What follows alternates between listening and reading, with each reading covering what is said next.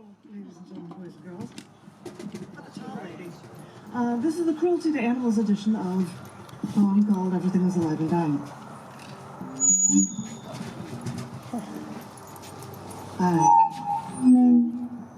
I didn't do it. That's Tom. I was just learning how to do that.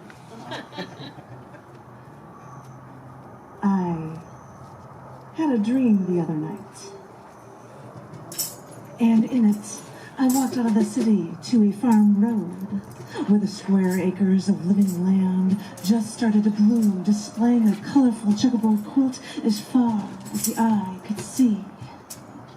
I walked along the empty road next to the crops at 3,000 South, and a small little pig walked right up to me. Now, this little pig didn't look like a farm pig. He looked like a 10-inch pot-belly pig. And he walked right up to me and he said, "Thank you for not using cosmetics tested on animals. I know you humans are pretty smart, so there's gotta be a way to make yourselves pretty without killing me." And I said, "I think the companies don't worry about the animals unless the chemicals are toxic, meaning it's toxic to humans." And then the little pig snorted. "Which lives are worth saving?" the little pig then said. "Cutthroat corporations don't answer questions like that," I said. And he said, "I know, but thank you anyway." Yeah, I had a dream the other night. I walked out of the city to a forest, and there were neatly paved bicycle paths, and trash cans every 50 feet, and trash every 10.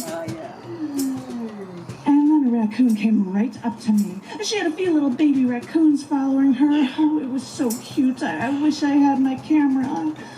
And she spoke to me, and she said, "Thank you. Thank you for not buying furs. I know you humans are pretty smart. You've got to be able to figure out a way to keep yourselves warm without killing me." And I said, "You know they don't do it for warmth. They do it for fashion. They do it for power." And she said, "I know, but thank you anyway." And then I walked a little farther, and there was a stray cat, and she still had a little neon collar on with a little bell. And she walked a few feet, stretched her front paws. Oh, she looked so darling. And then she walked right up to me, and she said, "Thank you." And I said, "For what?" And she just sat there for a minute, looking at me with her little ears standing straight up. And she said, "You know, in some countries, I'm considered a delicacy." And I said, "How do you know of these things?" And she said, "When somebody eats one of you, word gets around." And then she just looked up at me again, and she said, "Hey, you know, in some countries, the cow is sacred. Wouldn't they love to see how you humans prepare them for slaughter? How you hang them upside down and slit their throats so their still beating hearts will drain out all the blood for you?" She said, "Isn't it funny how arbitrary your decision to eat meat is?" And I said, "Don't put me in that category. I don't eat meat." And she said, "I know." And then I woke up in a sweat. Yeah. Thank you.